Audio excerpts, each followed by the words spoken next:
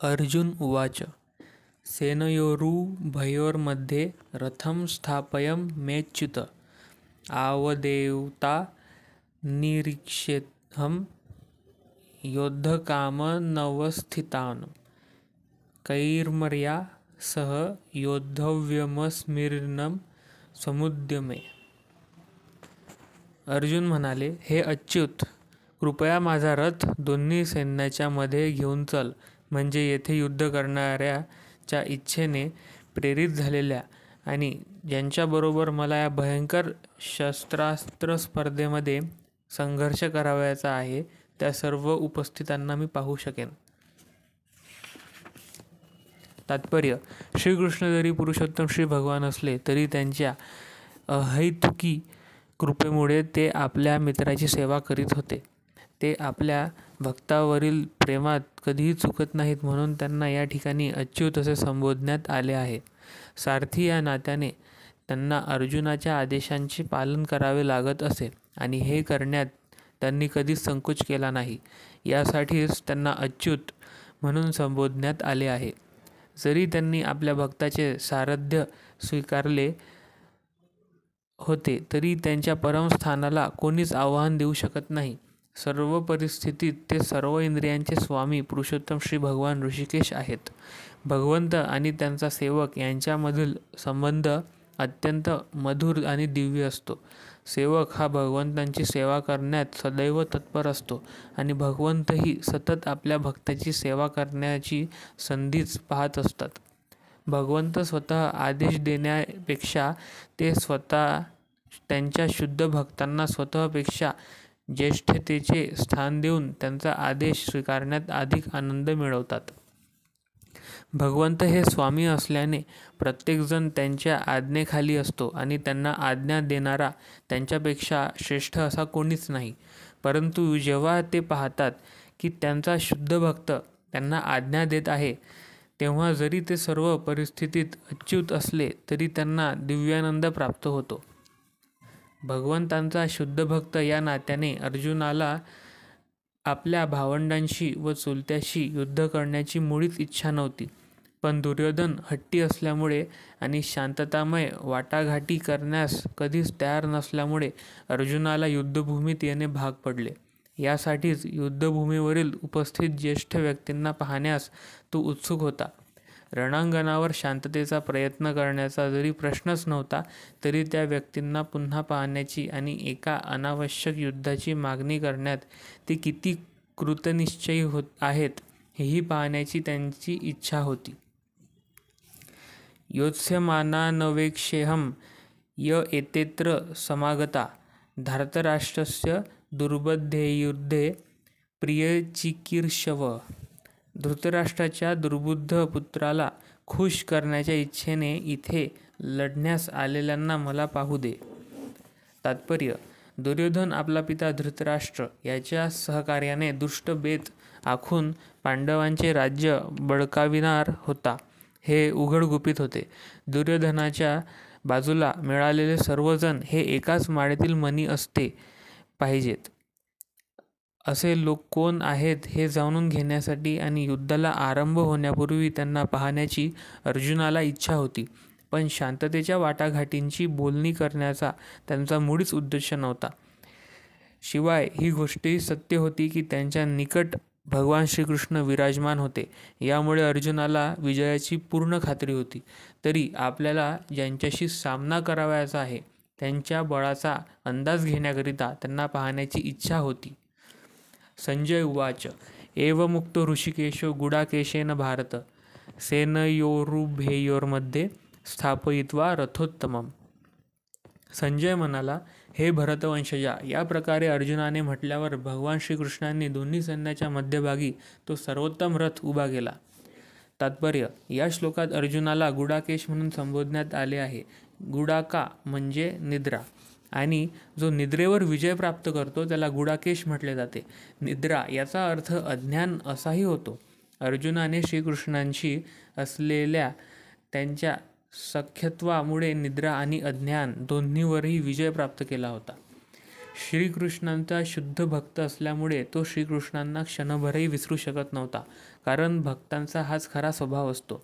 निद्रिस्त अवस्था जागृत अवस्थेमध्ये भगवत भक्त हा भगवान श्रीकृष्ण त्यांचे नाम, रूप, गुण आणि लीला यांचे चिंतन करण्यापासून दूर राहू शकत नाही. अशा रीतीने श्रीकृष्णांचे सतत स्मरण करून कृष्ण भक्त हा अज्ञान आणि निद्रा यावर विजय प्राप्त करू शकतो. यालाच कृष्ण भावना किंवा समाधी असे म्हणतात. ऋषिकेश किंवा प्रत्येक जीवाचे मन आणि इंद्रिय त्याचे मार्गदर्शक या नात्याने दोन्ही सैन्याच्या मधोमध रथ उभा करण्याचा अर्जुनाचा उद्देश ते जाणू शकले.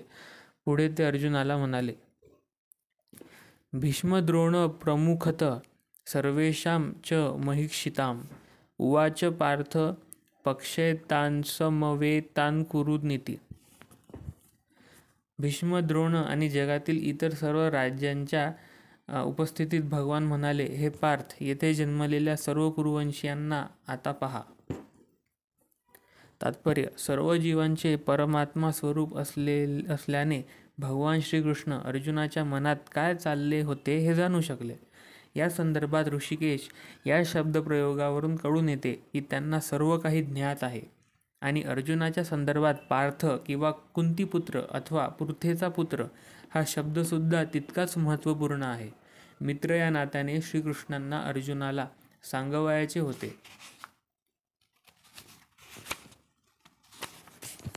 की अर्जुन हा त्यांच्या आतेचा म्हणजेच पृथेचा पुत्र असल्यामुळे त्यांनी अर्जुनाचा सारथी होण्याचे मान्य केले आहे. अर्जुनाला आता उपस्थित कुरुवंशीयांकडे पहा असे सांगण्यामागे श्रीकृष्णांचा काय उद्देश होता? अर्जुनाला तिथेच थांबून युद्ध करावयाचे नव्हते का? श्रीकृष्णांनी आपली आत्या पृथा हिच्या पुत्रांकडून अशी अपेक्षा कधीच केली नव्हती. मित्र सुलभ विनोद करून अशा प्रकारे श्रीकृष्णांची अर्जुनाचे मन पूर्वीच ओळखले होते. तत्रापश्य स्थितान् पार्थ पितॄनथ पितामहान् आचार्यान्मातुला न भ्रान्तु पुत्रा न पौत्रा न सखीस्तथा श्वशुरांसुहृदयश्चैव सैन्ययोरुभयोरपि. या ठिकाणी दोन्ही पक्षाकडील सैन्यांमध्ये आपले वाडवडील, आजे, शिक्षक, मामे, भाऊ, पुत्र, नातवंडे, मित्र तसेच सासरे व हितचिंतक अर्जुनाने पाहिले. तात्पर्य: अर्जुनाने रणांगणावर आपले सर्व नातेवाईक पाहिले. त्याने भूरिश्रवासारख्या आपल्या वडिलांच्या समवयस्क व्यक्तींना, पितामह भीष्म आणि सोमदत्त, द्रोणाचार्य आणि कृपाचार्य यांच्यासारखे गुरु, शल्य आणि शकुनी यांच्यासारखे मामा, दुर्योधनासारखे भाऊ, लक्ष्मणासारखे पुत्र, अश्वत्थामासारखे मित्र, कृतवर्मासारखे हितचिंतक इत्यादी सर्व व्यक्तींना पाहिले. त्याने सैन्यात उपस्थित असलेल्या आपल्या मित्रांनाही पाहिले. तांसमीक्ष्य स कौन्तेय सर्वान् बन्धूनवस्थितान् कृपया पर्याविष्टो विषीदन्मिदमब्रवीत. जेव्हा कुंतीपुत्र अर्जुनाने सर्व प्रकारच्या मित्रांना आणि नातेवाईकांना पाहिले तेव्हा तो करुणेने व्याकुळ झाला आणि याप्रमाणे म्हणाला. अर्जुन उवाच द्रष्टुमिमं सवजनं कृष्णयुत्सं समुपस्थितं सीदन्ति मम गात्राणि मुखं च परिष्यति. अर्जुन म्हणाला, हे कृष्ण, या प्रकारे युद्ध करण्याच्या इच्छेने प्रेरित झालेल्या माझ्या नातेवाईकांना आणि मित्रांना पाहून माझ्या शरीराच्या सर्व अवयवांना कंप सुटला आहे आणि माझे मुख कोरडे पडले आहे. तात्पर्य: भगवंतांवर ज्या व्यक्तीची प्रामाणिक भक्ती आहे त्या व्यक्तीकडे देवदेवता आणि सत्पुरुषांच्या ठिकाणी आढळणारे सर्व सद्गुण आढळतात. पण जो अभक्त आहे तो भौतिकदृष्ट्या शिक्षण, सुसंस्कृती याद्वारे कितीही प्रगत असला तरी त्याच्याकडे दैवी सद्गुणांचा अभावच असतो. अर्जुनाने जेव्हा आपापसात युद्ध करण्याच्या इच्छेने प्रेरित होऊन युद्धभूमीवर जन्मलेल्या आपल्या मित्रांना, सगळे सोयऱ्यांना आणि नातेवाईकांना पाहिले तेव्हा तो त्यांच्याबद्दल करुणेने अत्यंत व्याकुळ झाला. आपल्या सैनिकांबद्दल तर त्याला पूर्वीपासूनच सहानुभूती वाटत होती आणि आता विरुद्ध पक्षाकडील सैन्याचा अटळ मृत्यू पाहून त्याला त्यांच्याबद्दल करुणा वाटली. या प्रकारे विचार करीत असताना त्याच्या शरीराच्या सर्व अवयवांना कंप सुटला व तोंड कोरडे पडले. त्यांची युद्ध करण्याची उत्सुकता पाहून तो काहीसा आश्चर्यचकित झाला होता.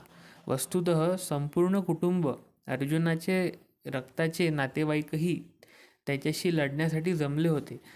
जरी या ठिकाणी उल्लेख केला नसला तरी एखादा सहज कल्पनेने समजू शकेल की फक्त अर्जुनाच्या शरीराच्या अवयवांना कंप सुटत होता आणि मुख कोरडे पडत होते. एवढेच नव्हे तर तो करुणेने अश्रूसुद्धा ढाळत होता. ही लक्षणे अर्जुनाच्या दुर्बलतेमुळे नव्हती, तर भगवंतांच्या शुद्ध भक्ताच्या ठिकाणी आढळणाऱ्या सहृदयमुळे होती. म्हणून म्हटले आहे की यस्यास्ति भक्तिर्भगवन्त्य किंचना सर्वै गुणैस्तत्र समासते सुरा हराव भक्तस्य कुतो महद्वगुणा मनोरथे नासती धावतो बही. ज्याला पुरुषोत्तम श्री भगवान यांच्याविषयी दृढ भक्ती आहे त्याच्याकडे देवतांमध्ये आढळणारे सर्व सद्गुण असतात. पण जो भगवत भक्त नाही त्याच्याकडे काहीच किंमत नसलेली केवळ भौतिक पात्रता असते. याचे कारण म्हणजे मानसिक स्तरावरच अडकून पडल्यामुळे तो मोहमयी भौतिक शक्तीकडे निश्चितपणे आकर्षित झालेला असतो. वेपथुश्च शरीरे मे रोमहर्चस्य जायते गांडीवं संसते हस्तात्वकैव परिद्यहते. माझ्या संपूर्ण शरीराला कंप सुटला आहे. माझ्या शरीरावर रोमांच उभे राहिले आहेत. हातातून गांडीव धनुष्य गळू लागले आहे आणि त्वचेचा दाह होत आहे. तात्पर्य: शरीराचे 2 प्रकारे कंपन होऊ शकते आणि रोमांचही शरीरावर 2 प्रकारे उभे राहू शकतात.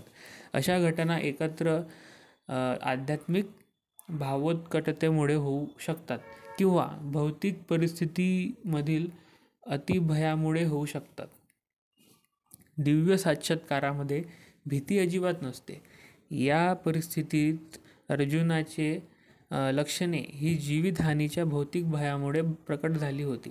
इतर लक्षणांवरूनही स्पष्टपणे कळून आले. तो इतका अधीर झाला की त्याचे प्रसिद्ध गांडीव धनुष त्याच्या हातातून गळून पडले आणि अंतःकरणात दाह होत असल्यामुळे त्याला आपल्या त्वचेचाही दाह होत आहे असे वाटू लागले. जीवनाविषयीच्या भौतिक संकल्पनेमुळे अथवा देहात्मबुद्धीमुळे या सर्व गोष्टी घडतात. न च शक्योन्मयवस्थातुं भ्रमतीव चे मन अमितानि च पश्यामि विपरीतानि केशव. मला येथे यापुढे थोडा वेळसुद्धा उभे राहणे शक्य नाही. मला स्वतःचाच विसर पडत चालला आहे आणि माझे मन चक्रावून गेले आहे. हे केशव, हे कृष्णा, मला केवळ विपरीत घडण्याचीच लक्षणे दिसत आहेत. तात्पर्य: अर्जुनाचे धैर्य नाहीसे झाल्यामुळे तो युद्धभूमीवर उभा राहू शकत नव्हता आणि मनाच्या या प्रकारच्या दुबळेपणामुळे त्याला स्वतःचाच विसर पडत होता. भौतिक गोष्टींवरील आत्यंतिक आसक्ती मनुष्याला या गोंधळलेल्या अवस्थेत टाकते. भयम द्वितीयाभिनिवेशत स्यात्. या व्यक्तींवर भौतिक परिस्थितीचा आत्यंतिक प्रभाव झालेला असतो. त्या व्यक्तींमध्ये या प्रकारचे भय आणि मानसिक संतुलन आढळून येते. अर्जुनाला रणभूमीमध्ये विपरीत अशा दुःखमयी घटनाच दिसत होत्या व यामुळे शत्रूंवर विजय मिळवूनही तो आनंदी होणार नव्हता. निमित्तानी विपरीतानी हे शब्द महत्त्वपूर्ण आहेत. जेव्हा एखाद्या मनुष्याला आपल्या अपेक्षा निष्फळच होणार आहेत असे दिसून येते तेव्हा तो विचार करतो की मी इथे असण्याचे कारण काय. प्रत्येकाला स्वतःमध्ये आपल्या स्वतःच्या कल्याणामध्येच आस्था असते.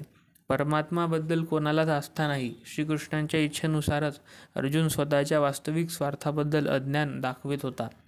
एखाद्याचा वास्तविक स्वार्थ श्री विष्णू आणि श्रीकृष्ण यांच्यामध्येच आहे. बद्ध जीवाला याचा विसर पडतो म्हणून त्याला भौतिक दुःखे भोगावी लागतात. अर्जुनाला वाटले की युद्धातील त्याचा विजय हा केवळ त्याच्या शोकालाच कारणीभूत ठरेल. न च श्रेयोऽनुपश्यामि हत्वा सजन्माहवे न कांक्षे विजयम कृष्ण च न राज्यसुखानि च. या युद्धामध्ये माझ्या स्वतःच्याच नातलगांना ठार मारून त्यातून कोणाचे कसे कल्याण होणार आहे हे मला कळत नाही आणि हे कृष्ण, त्यापासूनच प्राप्त होणारे विजयसुख आणि राज्य याची इच्छा देखील मी करू शकत नाही. तात्पर्य: स्वतःचा वास्तविक स्वार्थ हा श्री विष्णू किंवा श्रीकृष्ण यांच्यामध्येच आहे याचे बद्ध जीवांना अज्ञान असते. यासाठीच ते शारीरिक संबंधामुळे आकर्षित होतात. कारण अशा संबंधामुळेच आपण आनंदी होऊ शकू असे त्यांना वाटते. जीवनाबद्दलच्या अशा अंधकल्पनेमुळे त्यांना भौतिक सुखाच्या कारणांचाही विसर पडतो. अर्जुनाला क्षत्रियांच्या नीतिमूल्यांचा सुद्धा विसर पडल्याने दिसून येते. असे सांगितले जाते की 2 प्रकारच्या व्यक्ती, उदाहरणार्थ श्रीकृष्णांच्या प्रत्यक्ष आज्ञेनुसार युद्धभूमीमध्ये लढता लढता मृत्यू पावणारा क्षत्रिय आणि आध्यात्मिक जीवनाला पूर्णपणे वाहून घेतलेला संन्यासी, या 2 प्रकारच्या व्यक्ती मृत्यूनंतर शक्तिमान आणि देदीप्यमान अशा सूर्यलोकामध्ये प्रवेश करण्यास पात्र होतात. नातलगांची तर सोडाच, पण स्वतःच्या शत्रूचीही हत्या करण्यास अर्जुन टाळ करीत आहे. ज्याप्रमाणे एखाद्याला भूक नसेल तर त्याचा स्वयंपाक करण्याकडे कल नसतो, त्याचप्रमाणे अर्जुन युद्ध करू इच्छित नव्हता, कारण त्याला वाटत होते की स्वतःच्या नातलगांची हत्या करून जीवनामध्ये काहीच आनंद नाही. आता त्याने वनामध्ये जाऊन एकांतवासात वैफल्यग्रस्त जीवन जगण्याचा निर्णय घेतला होता. क्षत्रियांना इतर कोणताही व्यवसाय स्वीकारता येत नसल्याने क्षत्रिय या नात्याने त्याला स्वतःच्या अस्तित्वाकरिता एका राज्याची आवश्यकता ही होतीच. तथापि अर्जुनाकडे राज्यच नव्हते. आपल्या चुलत्यांशी व बांधवांशी युद्ध करणे, आपल्या पित्याद्वारे वारसाने चालत येणाऱ्या राज्यावर पुन्हा हक्क सांगून ते राज्य प्राप्त करण्याची एकमात्र संधी अर्जुनाकडे होती. पण असे कारण अर्जुनाला आवडत नव्हते, म्हणून तो स्वतःला वनात जाऊन एकांतवासात वैफल्यग्रस्त जीवन व्यतीत करण्यास योग्य समजत आहे. किम नो राज्येन गोविंद किम भो गर्जीवितेन वा येषामर्थे कांचिक्षण तो राज्यं भोगासुखानि च त इमेवास्थिता युद्धे प्राणांस्तक्त्वा धनानि च आचार्या पितरः पुत्रास्तथैव च पितामहः.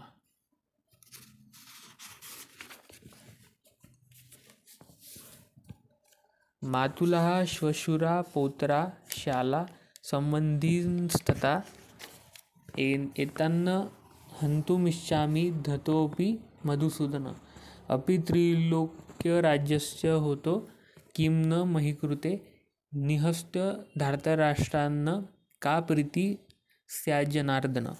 हे गोविंद, ज्याच्यासाठी आम्ही राज्याची, सुखाची व जीविताची देखील इच्छा करावी, तेच जर आता या रणांगणावर युद्धाकरिता सज्ज झाले आहेत, तर मग आम्हाला त्या सर्वांचा काय लाभ आहे. हे मधुसूदन, जेव्हा गुरुजन, वडील, पुत्रे, आजे, मामे, सासरे, नातवंडे, मेहुणे आणि इतर नातलग आपल्या जीवनाचा व संपत्तीचा त्याग करण्यास तयार आहेत आणि माझ्यासमोर उभे आहेत, तेव्हा जरी त्यांनी मला मारले तरी मी त्यांना मारण्याची इच्छा करण्यासाठी करावी. हे जनार्दन, पृथ्वीच काय तर तिन्ही लोकांच्या राज्याच्या बदल्यातही मी त्यांच्याशी लढण्यास तयार नाही. धृतराष्ट्राच्या पुत्रांना मारून आम्ही कोणता आनंद मिळवणार. तात्पर्य: अर्जुनाने भगवान श्रीकृष्णांना गोविंद म्हणून संबोधले आहे, कारण श्रीकृष्ण हे इंद्रियांच्या आणि गायींच्या आनंद प्राप्तीचे केंद्रस्थान आहेत. अर्जुन या महत्त्वपूर्ण शब्दाचा उपयोग करून दर्शवू इच्छितो की त्याच्या इंद्रियांचे समाधान कशामध्ये आहे हे श्रीकृष्णांनी जाणले पाहिजे. आमची इंद्रिय तृप्ती करणे हे गोविंदांचेच कार्य नव्हे. जर आपण श्री गोविंदांची इंद्रिये संतुष्ट करण्याचा प्रयत्न केला तर आपोआप आपली इंद्रियेही संतुष्ट होतात. भौतिकदृष्ट्या प्रत्येकाला आपली इंद्रिय तृप्ती करावयाची असते आणि आपण मागू ती वस्तू भगवंतांनी द्यावी अशी त्यांची इच्छा असते.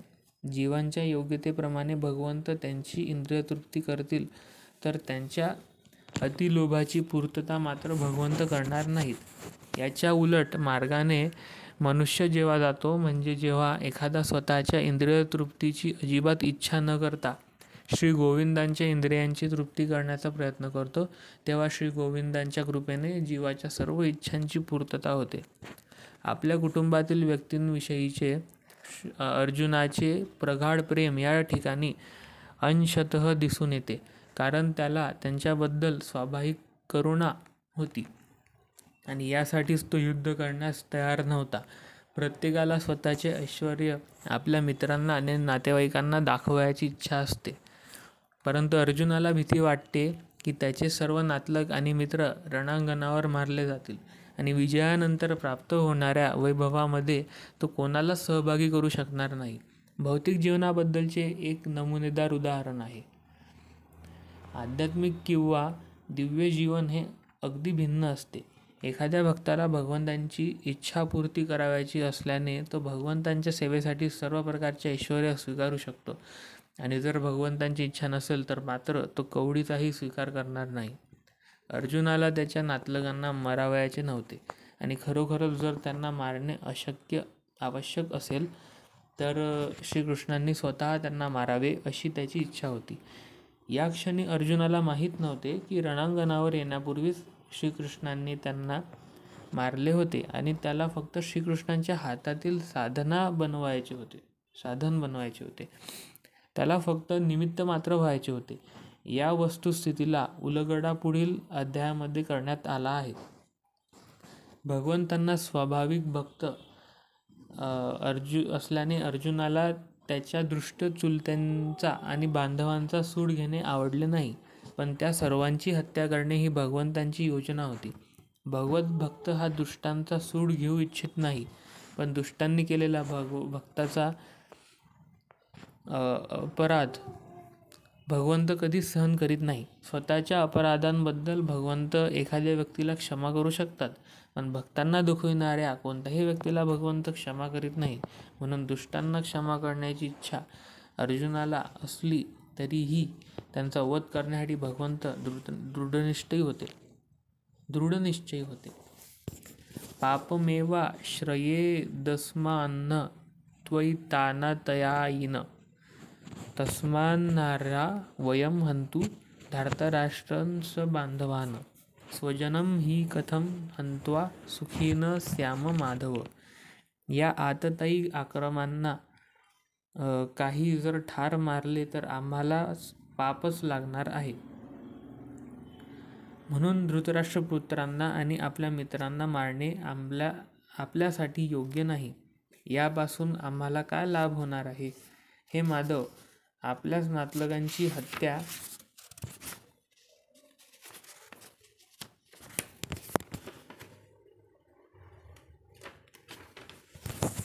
करून आम्ही कसे सुखी होणार?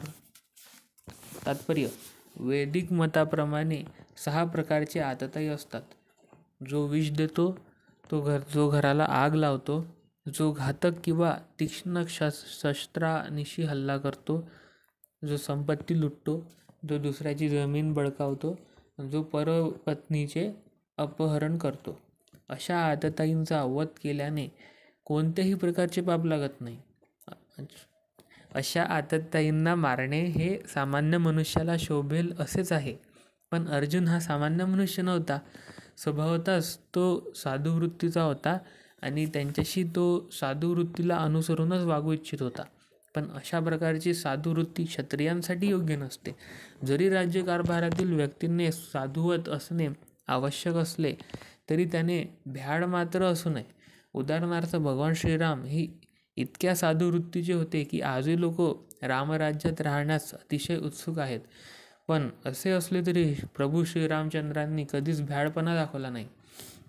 श्रीरामांच्या पत्नीचे, सीतेचे अपहरण करणारा रावण आततायी होता, पण श्रीरामांनी त्याला असा काही धडा शिकवला की त्याची तुलना जगाच्या इतिहासामध्ये कोणाशीही करता येणार नाही. अर्जुनाच्या बाबतीत मात्र त्याच्या विरुद्ध जे आक्रमण आततायी होते ते विशिष्ट प्रकारचे होते, आणि ते म्हणजे त्याचे स्वतःचे पितामह, गुरुजन, मित्रगण, पुत्र, नातू इत्यादी. यांच्यामुळेच अर्जुनाला वाटले की सामान्य आततायींविरुद्ध ज्या कडक उपाययोजना केल्या पाहिजेत त्या त्यांच्या विरुद्ध आपण योजू नये. याशिवाय साधू व्यक्तीने क्षमा करावी असे सांगितले जाते. साधू व्यक्तींसाठी असे उपदेश आहे की राजकीय आणीबाणीपेक्षाही महत्त्वपूर्ण असतात. अर्जुनाने विचार केला की राजकीय कारणांसाठी स्वजनांची हत्या करण्यापेक्षा साधुवृत्ती आणि धर्माच्या आधारावर त्यांना क्षमा करणे हेच योग्य आहे. म्हणून केवळ तात्पुरत्या शारीरिक सुखामुळे अशा प्रकारे हत्या करणे हे चांगले नाही असे त्याला वाटते. सरतेशेवटी राज्य आणि त्यापासून प्राप्त होणारे सुख हे नित्य नाही. म्हणून स्वजनांनीच हत्या करून त्यांनी स्वतःचे शाश्वत मुक्ती आणि स्वतःचे जीवन धोक्यात का घालावे? या संबंधात अर्जुनाने श्रीकृष्णांना माधव असे संबोधणेही महत्त्वपूर्ण आहे. श्रीकृष्ण हे लक्ष्मीचे किंवा भाग्यदेवतेचे पती असल्यामुळे अर्जुनाला त्यांना हे दर्शवायचे होते की त्यांनी ज्यामुळे त्यांच्यावर दुर्भाग्य कोसळले अशी गोष्ट करण्यास त्याला प्रेरित करू नये. परंतु वास्तविकपणे श्रीकृष्ण हे भक्तांनाच काय तर इतरांनाही दुर्भाग्याकडे कधीच नेत नाहीत. यद्यपेते न पश्यन्ति लोभोपहचेतस कुलक्षयकृतं दोषं मित्रद्रोहे च पातकं कथं न ज्ञेयसमाभि पापादस्मान्निवर्तितुं कुलक्षयकृतं दोषं प्रपश्यन्दीर्घ जनार्दन. हे जनार्दन, जरी लोभाने प्रभावित झालेल्या या लोकांना आपल्या कुटुंबांची हत्या करण्यामध्ये आणि आपल्याच मित्रांशी भांडण करण्यामध्ये दोष दिसत नसला तरीसुद्धा कुटुंबांचा नाश केल्यामुळे होणाऱ्या अपराधांची जाण असताना आम्ही अशा पापकृत्यामध्ये का सहभागी व्हावे? एखाद्या क्षत्रियाला विरुद्ध पक्षाने युद्धासाठी किंवा द्रुतक्रीडेसाठी आमंत्रण केले तर त्याने ते नाकारणे योग्य नसते. अशा बंधनामुळे अर्जुन युद्ध करण्यास नकार देऊ शकला नाही, कारण दुर्योधनाच्या पक्षाने त्याला युद्ध करण्यासाठी आवाहन दिले होते. या संदर्भात अर्जुनाने विचार केला की अशा आवाहनाच्या परिणामाबद्दल विरुद्ध पक्ष हा अज्ञानी असावा, परंतु अर्जुन त्याचे दुष्परिणाम पाहू शकत होता. म्हणूनच ते आवाहन तो स्वीकारू शकत नव्हता. बंधनाचा परिणाम जेव्हा चांगला दिसतो तेव्हा असे बंधन अनिवार्य ठरू शकते, पण अशा बंधनाचा परिणाम जेव्हा अनिष्ट असतो तेव्हा ते अनिवार्य किंवा बंधनकारक ठरविता येत नाही. या सर्व गोष्टींचा सारासार विचार करूनच अर्जुनाने युद्ध न करण्याचे ठरवले. कुलक्षये प्रणश्यन्ति कुलधर्मा सनातना धर्मे नष्टे कुलं कृत्स्न्य धर्मो भिवत्युत. कुळाच्या नाशामुळे शाश्वत वंश परंपरा नष्ट होते आणि यामुळे उर्वरित कुटुंब अधर्म करण्यात गुंतले जाते. तात्पर्य: कुटुंबातील व्यक्तींचे योग्य संवर्धन होऊन त्यांना आध्यात्मिक मूल्याची प्राप्ती होण्यास सहाय्यक अशा धार्मिक परंपरेबद्दलची अनेक तत्वे वर्णाश्रम संस्थेच्या पद्धतीमध्ये सांगण्यात आले आहेत. जन्मापासून ते मृत्यूपर्यंत होणाऱ्या सर्व पवित्र संस्कारासाठी कुटुंबातील वरिष्ठ व्यक्ती जबाबदार असतात, पण अशा ज्येष्ठ व्यक्तींच्या मृत्यूमुळे कुटुंबातील वंश परंपरागत संस्कार नष्ट होतात. यामुळे कुटुंबातील तरुण सदस्य अधार्मिक गोष्टी करण्यास प्रवृत्त होऊ शकतात आणि आपल्या आध्यात्मिक मुक्तीची संधीही गमावू शकतात. म्हणून कोणत्याही कारणासाठी कुटुंबातील ज्येष्ठ व्यक्तींची हत्या होऊ देऊ नये. अधर्माभिभवान्कृष्ण प्रदुष्यन्ति कुलस्त्रिय स्त्रीषु दृष्टासु वर्णेष्य जायते वर्णसंकर. हे कृष्ण, कुळामध्ये जेव्हा अधर्माचे प्राबल्य होते तेव्हा कुळातील स्त्रिया दूषित होतात आणि याप्रमाणे स्त्री जातीचे पतन झाल्यामुळे हे वृषीवंशजा अवांछित संतती उत्पन्न होते. तात्पर्य: जीवनातील शांती, भरभराट आणि आध्यात्मिक प्रगती यांसाठी समाजामधील सभ्य लोकांची संख्या ही मूलभूत आधार आहे. राष्ट्राच्या आणि समस्त लोकांच्या आध्यात्मिक उन्नतीसाठी योग्य आणि चांगल्या लोकांची समाजामध्ये संख्या वाढावी यासाठीच वर्णाश्रमातील मूळ तत्वांची रचना करण्यात आली आहे. अशी सभ्य संतती स्त्री जातीच्या पावित्र्यावर आणि एकनिष्ठेवर अवलंबून असते. ज्याप्रमाणे मुले ही वाममार्गाला लागू शकतात, त्याचप्रमाणे स्त्रियांचे अधःपतनही सहजपणे घडू शकते. म्हणून लहान मुले, स्त्रिया तसेच या दोघांनाही कुटुंबातील ज्येष्ठ व्यक्तींकडून संरक्षणाची आवश्यकता असते. विविध धार्मिक व्रतवैकल्ये करण्यात मग्न राहिल्यास स्त्रिया व्यभिचाराच्या वाममार्गाकडे जाण्यास प्रवृत्त होणार नाहीत. चाणक्य पंडिताच्या मताप्रमाणे सामान्यतः स्त्रिया फार बुद्धिमान नसतात आणि त्यामुळे विश्वासूही नसतात. म्हणून वंशपरंपरागत विविध धार्मिक कार्यांमध्ये त्यांना सतत व्यस्त ठेवणे आवश्यक असते.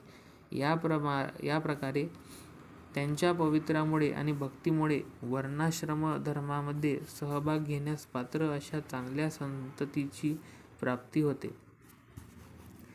अशा वर्णाश्रम धर्माच्या अभावामुळे साहजिकच स्त्रिया पुरुषांबरोबर कार्य करण्यात आणि त्यांच्यामध्ये मिसळण्यास स्वतंत्र बनतात.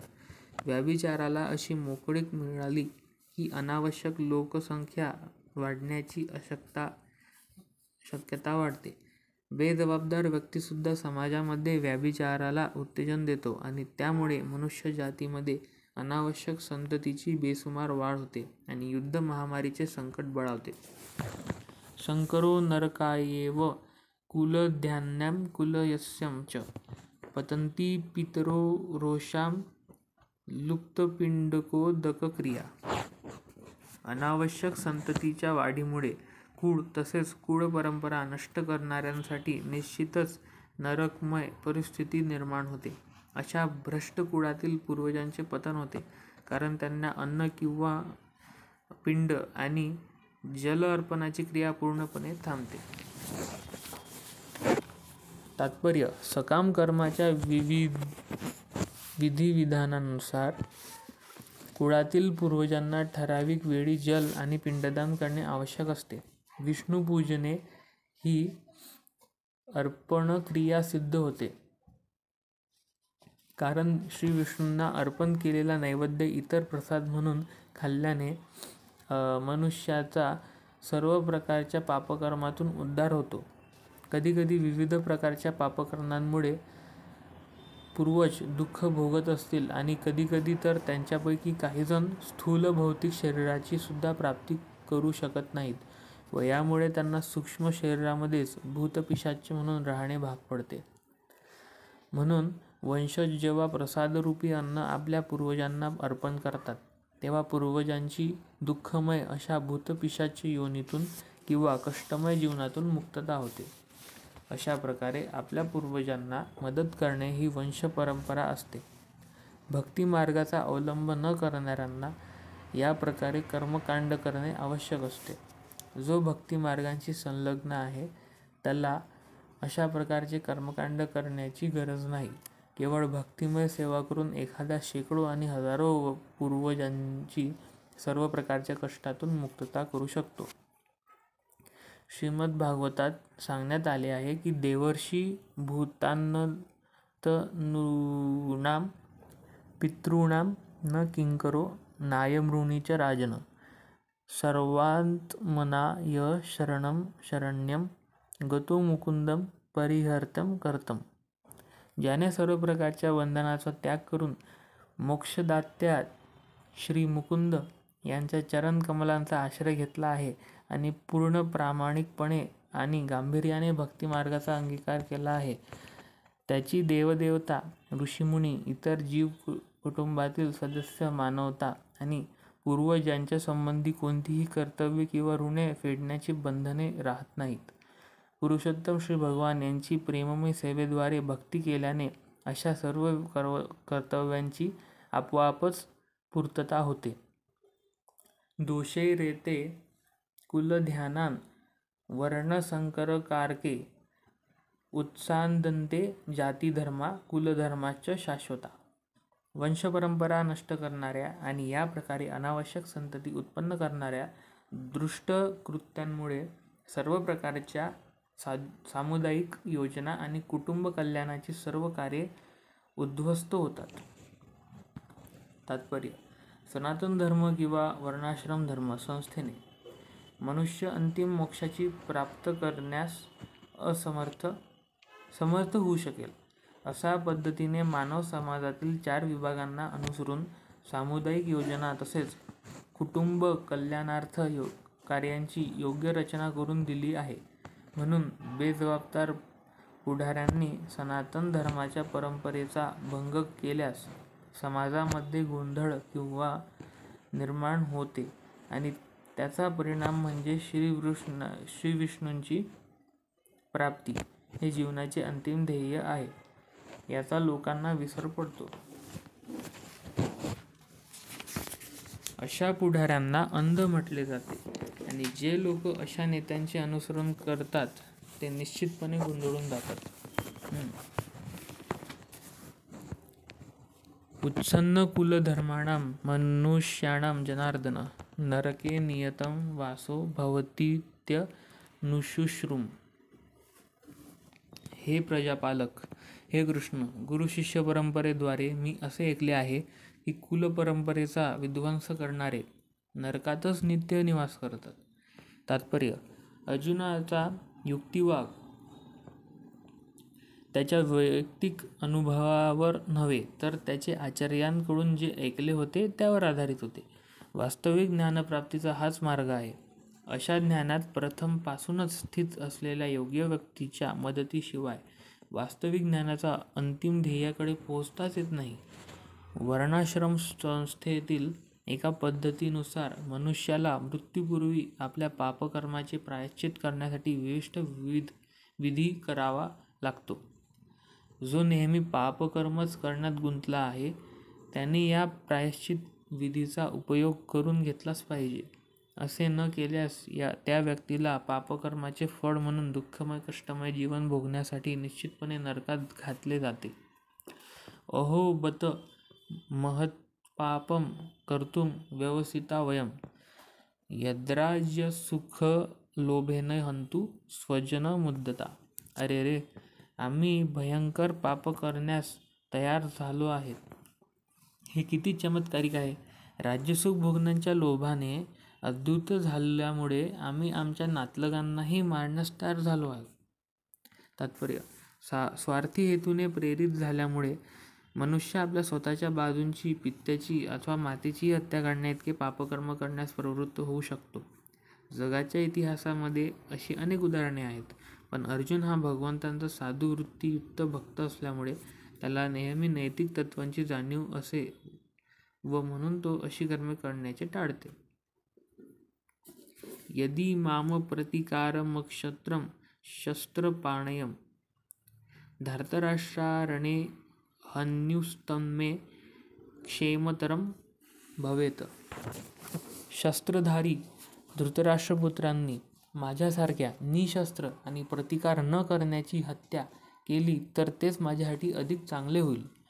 तात्पर्य: युद्धाला तयार नसलेल्या व निशस्त्र झालेल्या शत्रूवर हल्ला करू नये हा क्षत्रियांच्या युद्धतत्वामधील एक नियम आहे.